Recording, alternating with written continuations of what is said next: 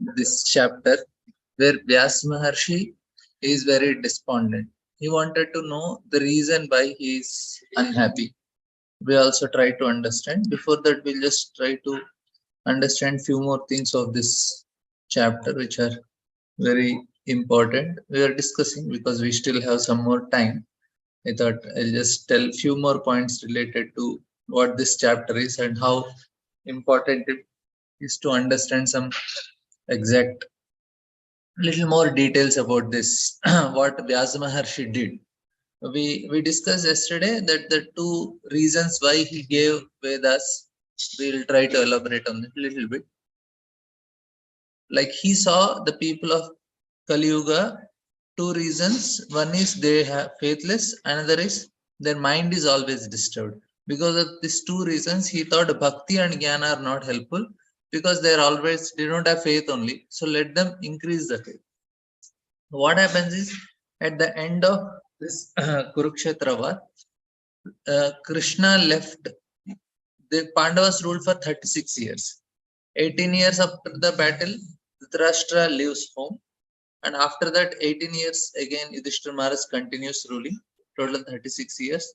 And then he saw so many anomalies of in the situation of the place, and then he understood there is something wrong. So he sends Arjuna to Dwaraka, and Arjuna comes saying that Krishna disappeared. And this happened in 3102 BC.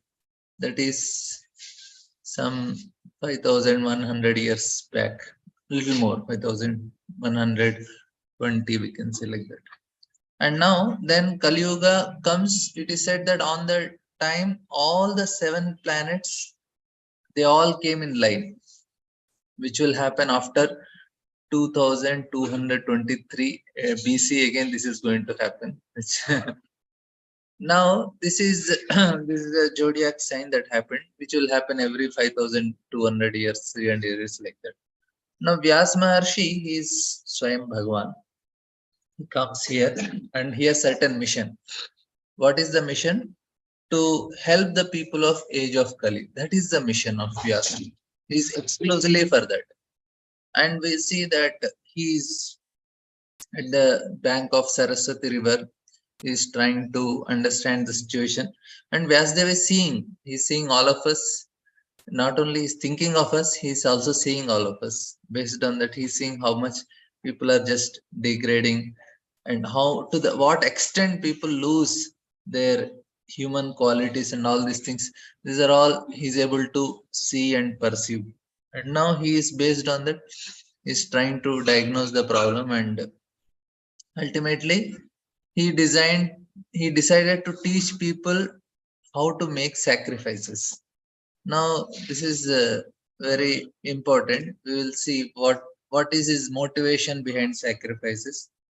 Now, in previous ages, people could sit down, read a little bit, although they did not need to read much because there was nothing written, they just memorized.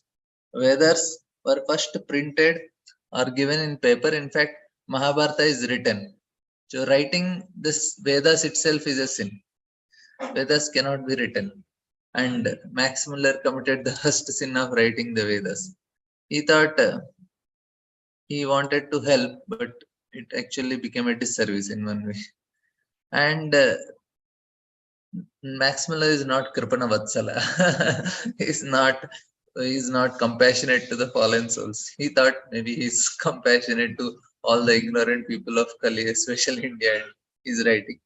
But before that, people studied only one Veda, Vyasdev's, and all the knowledge that was needed, that is already there and contained, and thousands and tens and thousands of shlokas, and people happily memorized it. This is one of the quality that is lost.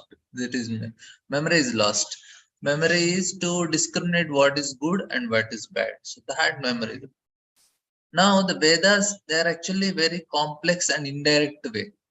They Vedas, they penetrate inside the people's heart, and they reveal their content inside, and people understand that they need to surrender to Krishna. It was easy because the essence of Vedas is Vedesha Sarve Rahame Vedya. But it is not directly said. It's like very, uh, it is little more complicated. There are glorification of Indra, Chandra, Varuna, and all these things are also there. It is sin to write Vedas because not everybody will, because that will be misused. If somebody gets Vedas, this is actually what is happening in Kali Yuga. If you get something, people try to read it. It is not like that. Vedas, they're actually very different. It is not directly what logically they explain. The logic is a revelation only. It is a conglomeration of all the verses, mantras, and what happens is that if it is not like some, it's like some pile of things. It looks like that. That is the reason people they don't understand only. Of course, Vyasdev try to organize, but even that organization also, it is not any linear organization. It's a logic of revelation, not linear. That is the difference. Like we have linear geometry or some other, but there is something higher geometry, classical physics or quantum physics. Like that, Vedas are very higher knowledge. It cannot be understood very simple. Okay, mathematics, a plus b, a square y plus k. It's not like that. It's really very complicated, and that is the main reason is that it cannot be understood and it is misused also if somebody writes. Like I remember all the shlokas, say some Samaveda. Now I will give to a person who is qualified because it's not in the book. Nobody can search it. It is in my my memory. It becomes difficult for anybody to get it. I can give it to only a qualified person. That is the main thing. And if I see this person is qualified, and then I can reveal that knowledge to him. But in, if you write it, anybody can take it, and now this is what is happening. Sometimes they're fighting in the news channels also, quoting some Vedas here, there. They say this is told this is told this, but it's not like that.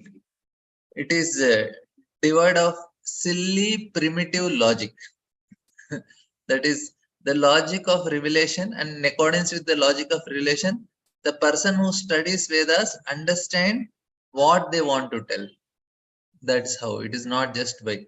And there are so many people who learn Sanskrit and try to translate it. That is a problem. And uh, and if somebody reads properly, he will understand. Now if people are reading, they'll not understand anything, and they are translated in different, not only English, they are translated in Russian or German and other languages also. And what they think is some primitive people, they in India, they came, they put lit a fire and started jumping around it, and then they muttered some sound, some crazy noises, and that's what they feel. Because they cannot see any proper logical sequence also sometimes, although they are the product of intellect of God. Vedas themselves, they are never created. They are directly from the Lord only. When Lord breathes, the Vedas appear. That's what it is said. Now, because the level of language is also like that, Sanskrit, because intelligence is determined based on the level of persons, the language determines. The language is, first of all, determines the level of intelligence of a person. And accordingly, we can say, okay, what is this person? To study a language, and Sanskrit, it's a very deep language. It has its own logic, its own strategy, and it has its own worldview. And especially Sanskrit, it has a very, very great degree of accuracy in understanding this world. It reflects the world in that way. That is why there is no language is so perfect as Sanskrit. That's why computers also understand Sanskrit only. If you want to give the next generations computers and all, you want to give them artificial intelligence, they understand Sanskrit is the best language. And it also can explain the subtle truths in a more explicit way. That is also possible only with the Sanskrit language, and Vedas are written in that form. And now, what is important is the logic of Vedas is not available. Vedas are given in order so that the person can present initial stage it is to fulfill the desires. And what happened? So that the person taught by desires in he will come to the Vedas, and then even Bhagavatam, na, second shloka, Nigama, third shloka, Nigama Karpataror Galitam Nigama Kalpataror. Vedas are like desire tree only. And therefore Vyasdev, out of compassion, it decided, okay, these people we should give them something and fulfill their desire. If they fulfill their desire in any way, people are fulfilling their desire. Let them fulfill their desire with the help of Vedas. That was Vyasdev's mission. And then he thought, if you don't do it, then people will do in a sinful way, which is more dangerous. So he thought, okay, let them do it in a legal way so that they will develop something. And then he divided this Vedas. We discussed also this that how there are previously it was all one. Even Atharva Vedana, why it is sometime only three Vedas, Atharva Veda is not counted because it has so many secret ways of fulfilling the desires. Atharva Veda, basically there are tantras, mantras, and there are so many such sections in Atharva Veda. If you want to kill somebody, if you want to fulfill your desires, if you want to subordinate somebody, all such things are there in Atharva Veda. That's why sometimes they don't even count as Veda. They say, no, it is too down. And now they say the way to fulfill desire is knowledge that is contained in performing a proper procedure. Something very complicated procedure will be there, and that what is that called yajna. Now, then the first, this is very like for us it seems okay.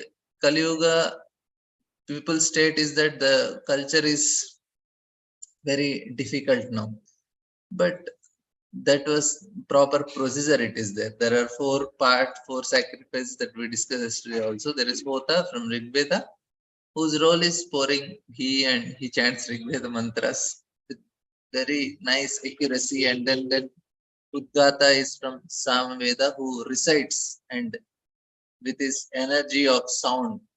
If you recite, there are four Vedas that are constantly chanted, and Advaryu is who organizes. He's very meticulous. He knows all the procedures properly. And anything you want to have an aeroplane. No need to go on to Boeing company or Airbus. You can make your own aeroplane if you know how to perform the sacrifice like that. And then the Atharvaveda, this person he oversees that no mistake is done anywhere and all these things. So that is now Vyasdev. This is this is what I want to tell. What was Vyasdev's thought process in giving this? Not wrong. This is what he thought, and it is correct also. How to what Vyasdev thought it is necessary to save the humanity with the help of yajna. What happens is people in this age they are very degraded. What is the degradation? The degradation is selfishness. Now they will forget that the meaning of life is not to take but to give, which is so much lost in Kali Yuga especially. And then when we need something, we need to take something, we need to give also. If we want to fulfill the desires, we need to give. And Vedas teach that the the possible way to fulfill desire is to first give. It is natural, no? For Vyasdev says, and then for to give means the most important thing we need to have faith. Or if I give, what if nothing comes back? And now in this age of Kali, why people are very much preoccupied? Why they don't think of others? Why people are afraid to give? Why they are greedy? The main reason is there is so much insecurity, and insecurity is because of lack of faith, right? And if a person who believes in God, first thing what happens is not so much afraid. Such a person can live very boldly. He is very easy, freely, and he knows, and he must give, and he knows Krishna will take care of me. This is the one of the fundamental laws of this world. If you give, everything will come to you. And Vyasdev thought, okay, at all cost I will keep this sacrifice, so that people will know at least that they have to give. And that is the way that is there. And only thing is, if you give to Krishna, it don't know whether it will come the same way. Other ways, the sacrifices you do, it will come, but directly with Krishna, it is a little doubtful. So because Krishna has his own way of giving. Krishna, and people may think, "Arey, Krishna already has everything. Why I should give to him?" Because if we need to give, it is it does not happen like that. We have to give. Then we can think. This is another thing also. The mantras also chanted, na? Krishnaya Swaha Idam Namama. I offer it to Krishna. It is not mine. Like that. So all these things are what Vyasdev thought. And then we have so many very important aspects also. We'll just read few. We have only 3-4 shlokas. Here, this 2 shlokas are very important. Vyasdev was unsatisfied, or twice born Brahmana.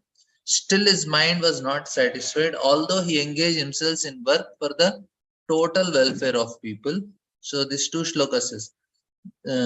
Now, the 3 very important reasons for a person to be satisfied, and that is very important for us to know, that 3 conditions which makes a person happy is: he should be busy constantly, something he should be doing.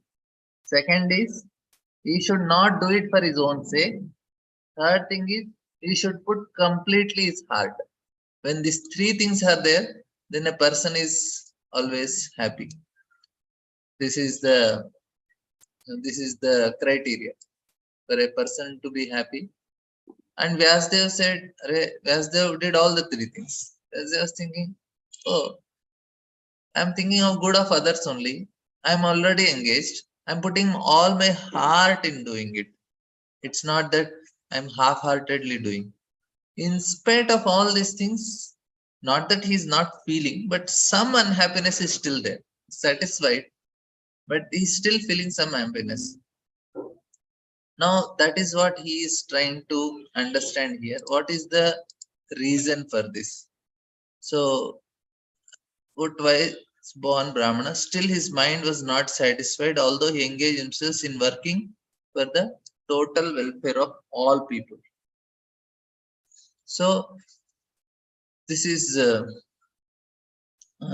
now he says that then he started contemplating. So, this is what should happen for any intelligent person.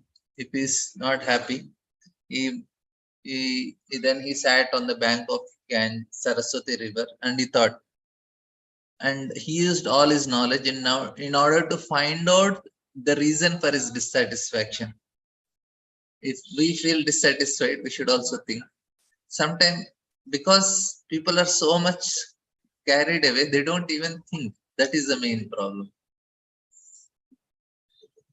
If you ask the questions also somebody, then they feel really very disturbed. Say, why did you ask such questions? What is the purpose of life? Why are you unhappy? So they don't want to think only in that direction. We need to stop sometime and start asking questions. That is very important also. And he he was surprised. Now, what happens when we do some activity and then it does not work? And now Vyasadev did something, it didn't work. So first reaction will be we justify. And next two shlokas is like that only. Vyasadev says, Arey, I did everything right. This is right, this is right, this is right, this is right. So we try to justify. So Vyasadev also gets such all things. He also justifies little bit. We'll see what are his justifications. He says, I have under strict disciplinary vows. So I followed all the vows very strictly. Unpretentiously worshipped the Vedas. So I did this also. I am right. I worshipped the spiritual masters, the altar of sacrifice. I have also abided by ruling and have shown the import of disciplic succession through the explanations of Mahabharata, by which even women, Shudras, and others, friends of the twice born, can see the path of religion. So he said, I did everything right only. So where is the question? So this is what our mind says, right? So no one can understand Prabhupada's writing. No one can understand the import of the Vedas without having undergone a strict disciplinary vow and disciplic succession. The Vedas, the spiritual masters, and sacrifice must be worshipped by the desiring candidate. All these intricacies of Vedic knowledge are systematically presented in the Mahabharata for the understanding of women class, the labor class, and the unqualified members of Brahmana, Kshatriyas, or Vaishya family. In this age, the Mahabharata is more essential than original Vedas. We'll see about these things. So now what is this Druda Vratena?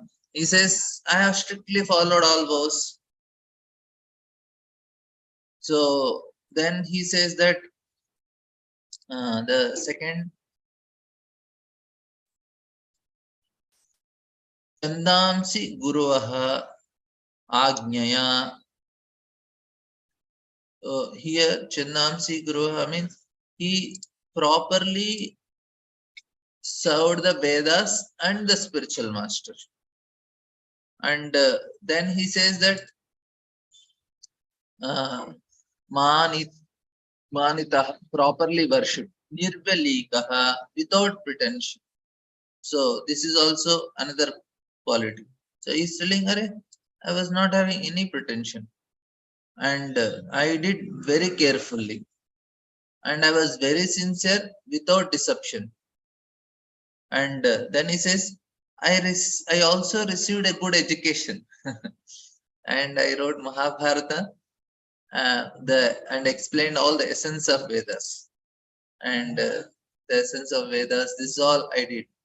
And then he says, I did everything necessary to show the path of religion, and the path of religion is paved. I did not leave anyone, and I was not selfish also. That's what also is this. And now, but everything should be right. I thought about religion. I sincerely worshipped good. I served everyone. I was in mood of servant of all. I thought everything, but it didn't work. I feel some dissatisfaction. This is what Vyasdev is feeling.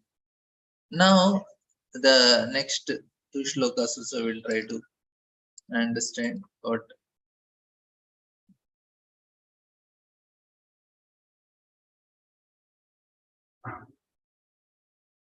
तथापि बतो मे दह्यो हि आत्मा चैवात्मनां विभु अस्मापनं वैभा वैभा इति ब्रह्मवर्चस सत्तमा. He says, I am feeling incomplete, though I myself am fully equipped with everything required by the Vedas. So, Brahma Varchasa, the Vedantist, the Sattama, the Supreme. So, he says that, I am sufficient. Actually, I am myself fully equipped. Brahma Varchasa is complete. So, sufficient, Vibhu. but still he is not feeling, he's feeling incomplete. That is the problem. Undoubtedly, Srila Vyasdev was complete in all the details of Vedic achievements. Purification of the living beings, subordinate in the matter, is made possible by described activities in Vedas, but the ultimate achievement is different. Unless it is attained, the living beings, even though fully equipped, cannot be situated in the transcendentally normal stage. Srila Vyasdev appears to have lost the clue and therefore felt dissatisfaction.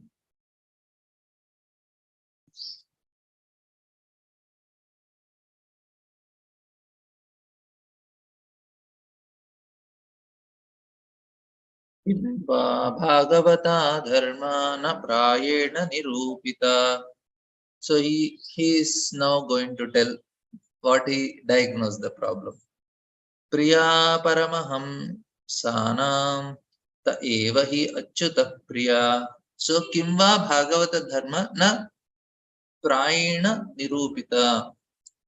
So he says that this may be because I did not specifically point out devotional service to the Lord, which is dear both to perfect beings and to the infallible Lord.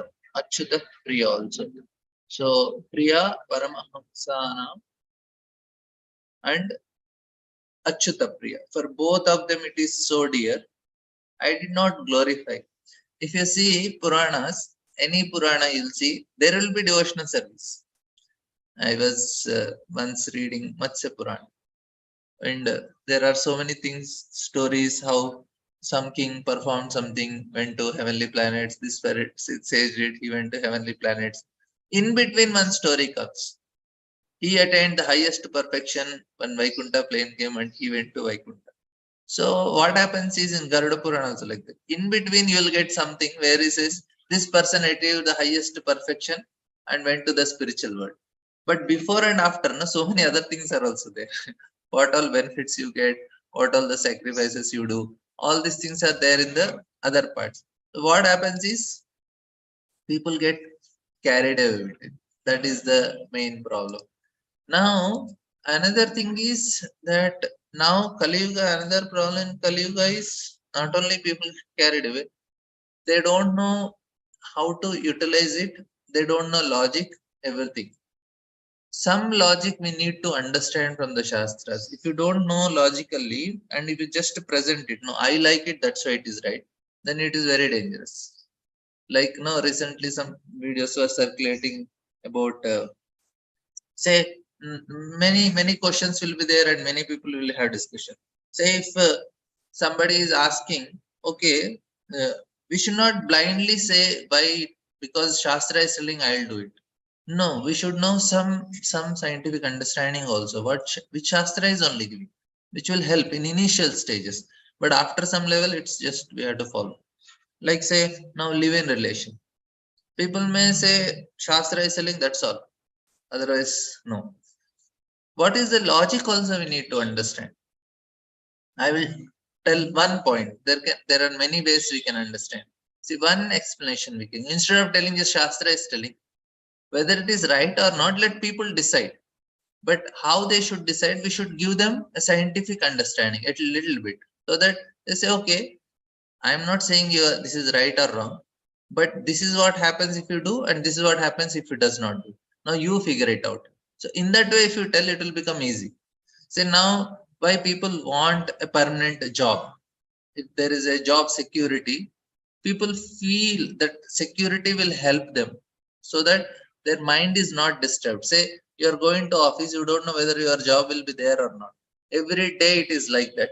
Then the performance reduces because there is anxiety. But if you know, okay, my job, I have some 10 years, 5 years, 3 years contract, then your performance will be more because that anxiety is not there behind the mind. Same thing with a relation, like mother and father, especially this India, which are not so much developed countries, they have still family relations. What happens is They never break. The relation is with mother or father, it's always there. Okay, no matter whatever you do, there will be big fights and still, you fight with your mother, and then the evening will say, your mother will make something and you can go and sit and eat peacefully, because there is security in the relation. That helps a person to go for higher things. He can think of higher things in life. He will develop, he'll make advancement. But if you don't feel secure in the relationship, like now you can fight with full heart also with your mother, and then okay, still it is okay with mother. Then what happens is, there is a mind is peaceful, go for higher purpose in life. But now there is a living relation. A person is always insecure because he don't know, if you fight it may break anytime, and because of which what happens, there is no stability, and that is very important. So we are discussing just now, like, why people are so much preoccupied, why they feel fearful, because there is insecurity. If you have the sanskaras are properly performed, then the relation becomes so strong that this is never, now this is done once fixed. Why we need sanskara? Sanskaras gives that ahankara. So when marriage sanskara is performed very elaborately, 7-day marriage, previously it was like that, then what happens, it gives such a heavy sanskara that, okay, I am responsible for this girl, and she will think, okay, I need to serve this boy whole life. The sanskara forms so strong that it will never, they know it is not going to break. It helps them to go for higher purpose in life.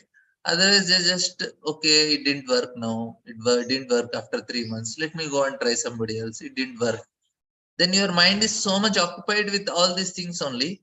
It cannot think of higher things. Okay, how to understand about soul, what is the purpose of life, going ahead further. These things will become difficult.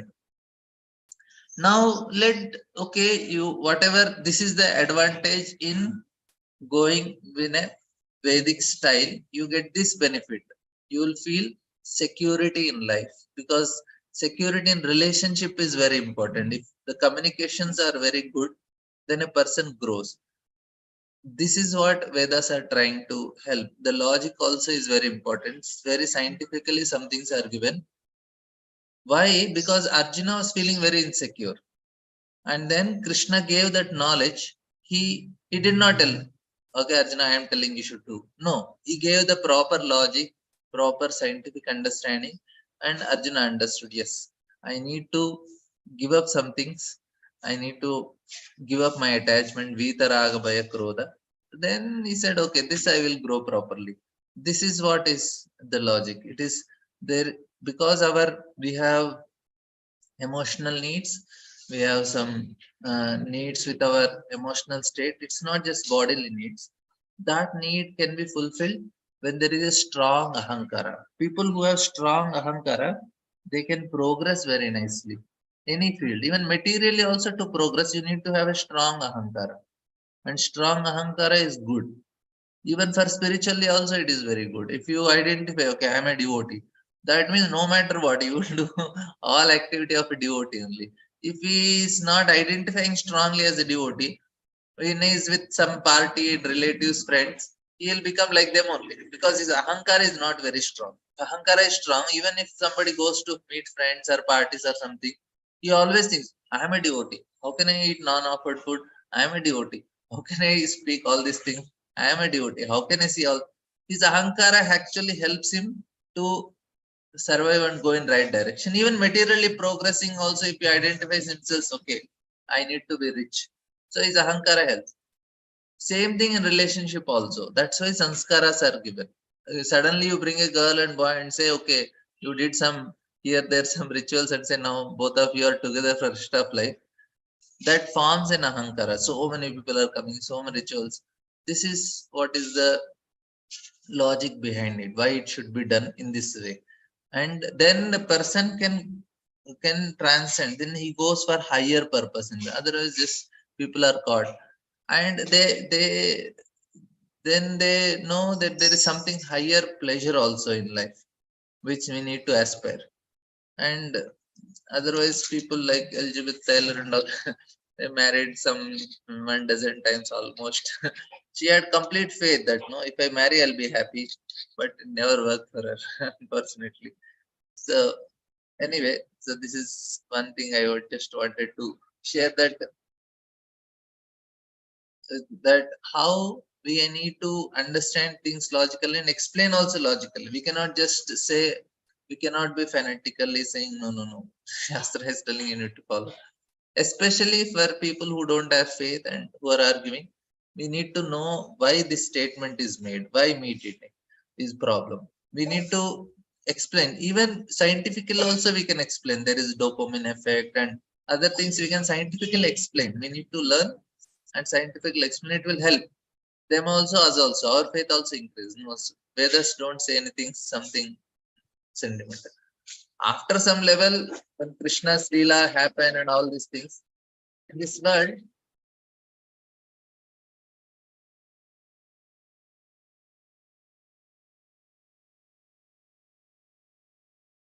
yeah, the Kalpana Mata is named before. Why samskaras are needed? Samskaras are needed to give a proper ego.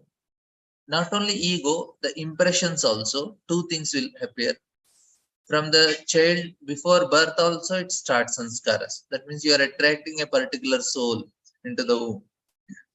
And when 3 months, 5 months, 6 months, then they perform.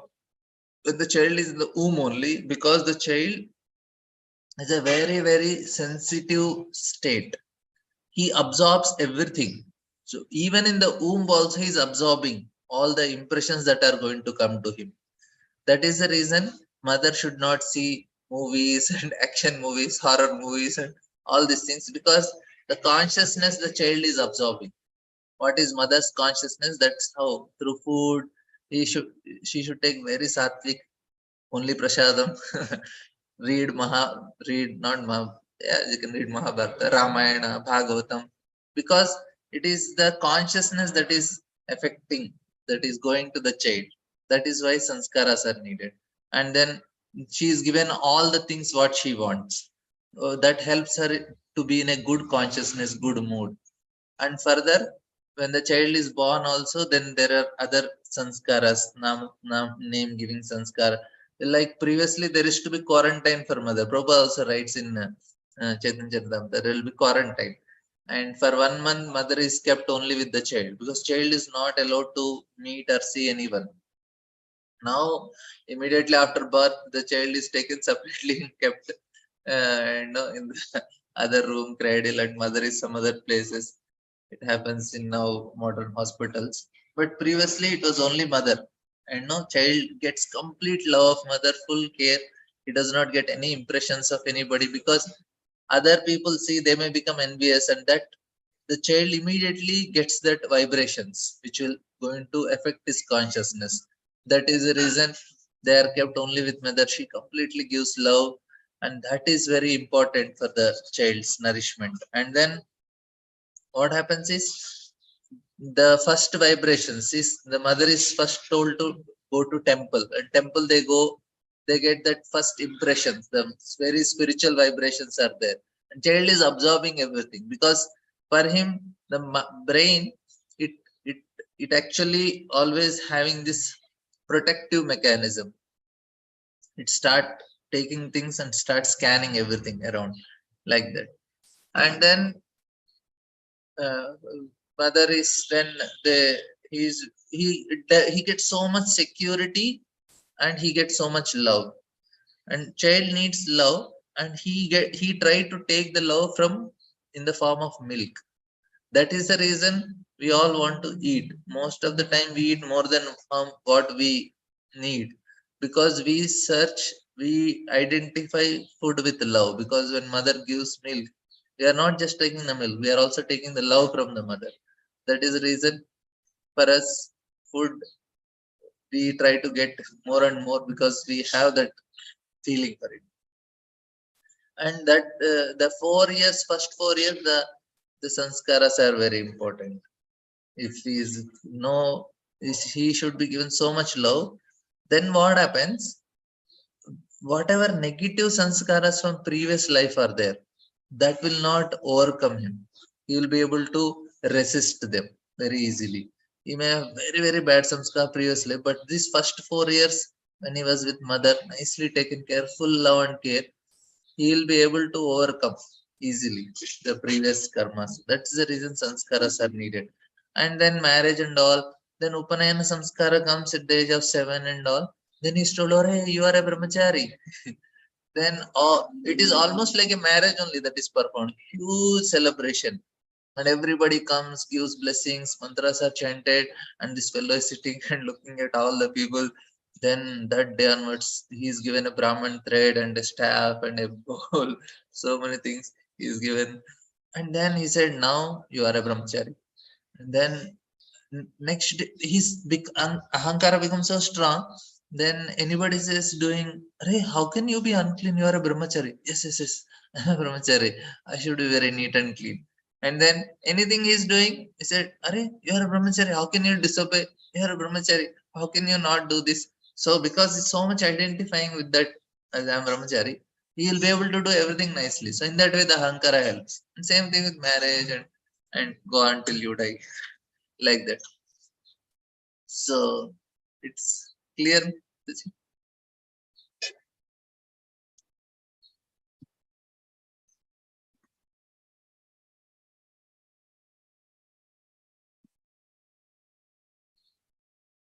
Yeah, yeah. This is ego. And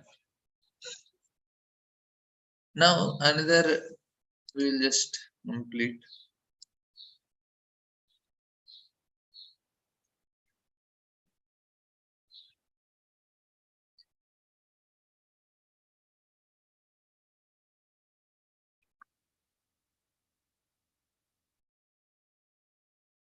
तस्यैवं खिलमात्मानं मन्यमानस्य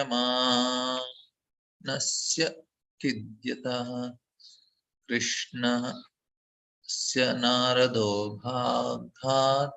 भाग्यात् आश्रमं प्राकुदाहृतम्. After as mentioned before, Narada reached the cottage of Krishna Dvaipayanvas on the banks of Saraswati, just as Vyasdev was regretting his defects. Of course, next chapter also will will discuss defects what Vyasdev did, because that is also connected chapter only. But this chapter, hopefully, you all will remember what is the two topics of this chapter and what mistake Vyasdev did. Actually, it is not mistake. He diagnosed it and he gave a solution. But Narada Muni says, no, this is not the solution. Why he is saying it's not a solution? Because now we discussed why Vyasdev gave a solution. He said they don't have faith and they cannot, their mind is disturbed. So they cannot do jnana because mind is disturbed. No faith, no bhakti. So that's why I gave karma. So we'll see what Narada Muni says next chapter. The vacuum felt by Vyasdev was not due to his lack of knowledge. Bhagavad Dharma is purely devotional service of the Lord to which the monist has no access. The monist is so content among the Paramahamsas, not sorry, the monist is not counted among the Paramahamsas, the most perfected of the renounced of life. Srimad Bhagavatam is full of narrations of transcendental activities of the personality of Godhead. Although Vyasdev was an empowered divinity, he still felt dissatisfaction because in none of his works were the transcendental activities of the Lord properly explained. The inspiration was infused by Sri Krishna directly in the heart of Vyasdev, and thus he felt the vacuum as explained above.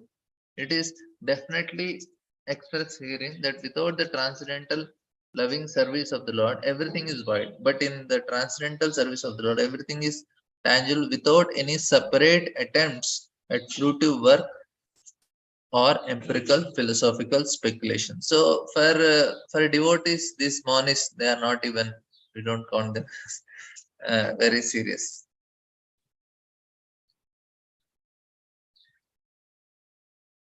So this is the last sloka of this chapter.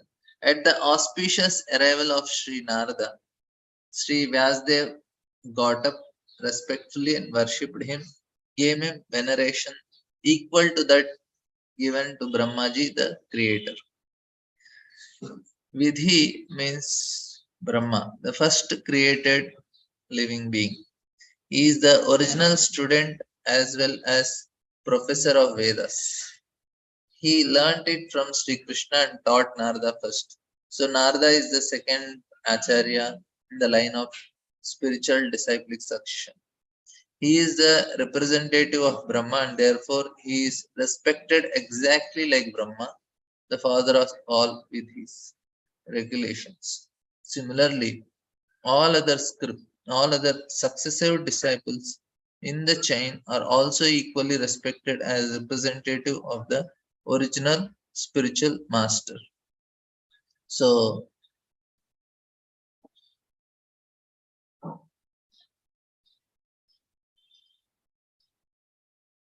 this is what Vyasa Maharshi did. Tam abhijnaya sahasa pratyuttayagatam muni pujaya asa vidivan naradam sura pujatam.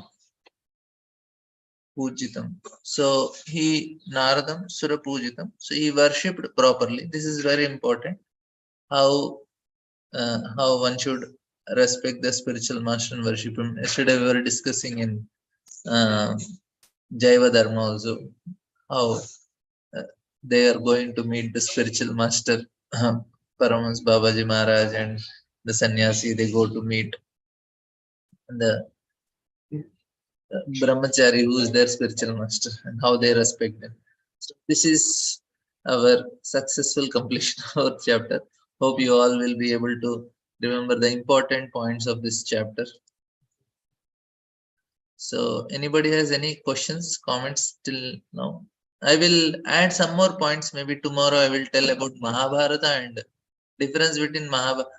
What Vyasa Maharshi did, he made it clear in Mahabharata, whereas other Puranas it is not clear. In Mahabharata it is very clear that how the uh, Krishna is supreme is mentioned in Bhagavad Gita very directly. Though no demigod worship, not so much is given. Krishna is very nicely established in Bhagavad Gita, which is not there in other literatures, and that's why Bhagavad Gita, Mahabharata is little special, and in that Bhagavad Gita is very very clear. That's why after Bhagavatam, the second position is occupied by Bhagavad Gita in terms of the Vedic literature. Which is, Shyam Mukund. Hare Krishna, Prabhuji. Thank you, Hare Krishna. Prabhuji. Dandavad Pranam. Then Prabhuji, regarding this Upanayan Samskar, now one who is Brahmana, for him all the mantras are chanted and it is given, the Brahmana thread is given.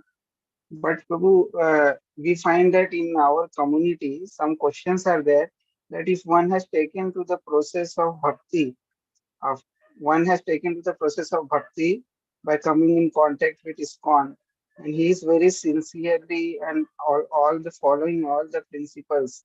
But if he doesn't get initiated, so will that be also recorded in the in his karma that he has taken the shelter of Lord Shri Krishna and now he is considered as a Brahmana?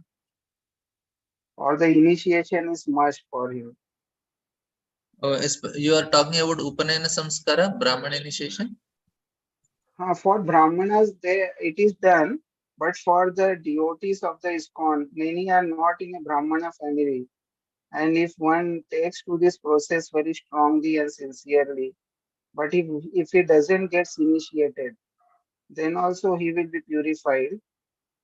Means Yeah, yeah, after yeah. he leaves his body, after he Yeah, yeah, leaves yeah. his body. He will be purified through. Our process is Brahman initiation is for morely is for Dharma Shastras who are following Varnashrama. For us, we in ISKCON also we give Brahman initiation, but for us Brahman initiation is the purpose is different, so that we can worship the Lord, we can come to the Raganaga platform where Mhm. we will be able to develop that purity and For that we need Brahman initiation. But in Vedic culture, the Brahman initiation is to perform the rituals, to perform yajna and all these things, because they have to do every day havana, homas, and all these things. They have to participate or do. That is the reason they need it. For us, we don't need for that. We need to proper didn't he said holy name. That initiation is the most important for us. And Gayatri, Mm. because we need to develop some sattva guna three times. The as soon as the sandhya changes, the modes change. So when we chant Gayatri, we'll be able to get reduced from the effect of the guna. That is the reason we need it. Otherwise, we don't do for the performing rituals and all. That is not needed only. And more important is to there are no people who are able to chant Gayatri perfectly. Any of the other people who are not who are outside who are practicing and all, you need to chant the mantra. If you just go and say some Brahmana, okay, give me some Gayatri Diksha, unless he perfected the mantra chanting in that, he cannot give only. Even if he gives, it's just some, you take some tape recorder and which is playing Om Bhur Bhuv Swaha. It is like that only. Mm. You don't get any benefit, because there should be mantra siddhi to give mantra also. And these people, they are watching TV, drinking tea, coffee, taking money for chanting the mantras, and they are not uh, they are not themselves doing proper sadhana. They don't get mantra siddhi like that. Even because why it is chanted right here, I took this class also. Because when if a guru chants the mantra, especially is Gayatri mantras and all, see, for holy name that is different. Gayatri mantra, they are all very Vedic mantras. It is not some professionals who are singing and you play the tape recorder and it is going on Om Bhur Bhuv Swaha with so much music and all. Mm. It is complete mockery of this science. It is not going to work like that. What happens is how the science works, I'll tell you. Guru chanted the mantra and he perfected. Just by chanting Gayatri mantra, one can go to Vaikuntha, because Vaikuntha is like that, the perfection. And then he chanted it for long, long time and he received Siddhi. That means he is able to perfectly chant it. And then with now he chants in the ear of the disciple. Disciple hears it and he also start practicing, and he will also chant the same vibration which Guru did, and he will get the same realization of Guru. That's Mm. how the Yes, mantras work. It does not work just to some sounds. yes, yes. Thank you, Prabhuji. Thank you. Hari. Yeah, Karnamata just why it is said that certain mantras of Vedas like Rudram etc. are restricted for women. For example, I heard even Purusukta is decided only by men. Yeah, there are certain rules and regulations and so much purity and so many things are to be maintained to chant these mantras. Otherwise, it does not have. You need to practice for a long time, perform strict vows, then only you'll be able to perfect. Now anybody can chant, but it will not have effect. Not that if you learn Sanskrit properly, proper pronunciation, you also can take Om Sahasra Sirsha Purushaha Sahasraksha Sahasrava. Anybody can chant, but you don't get the desired benefit of the chanting. That is the point. Not that you cannot chant, it is there now. In internet it is there, and some children are chanting, women are chanting, anybody can chant. Here the chanting means chant to get the desired result will not get, because you need to perform with that austerity and all, like that. Chanting means you can chant but you don't get anything out of it, just some sound is coming. Okay, thank you all very much. Srila Prabhupada ki jai.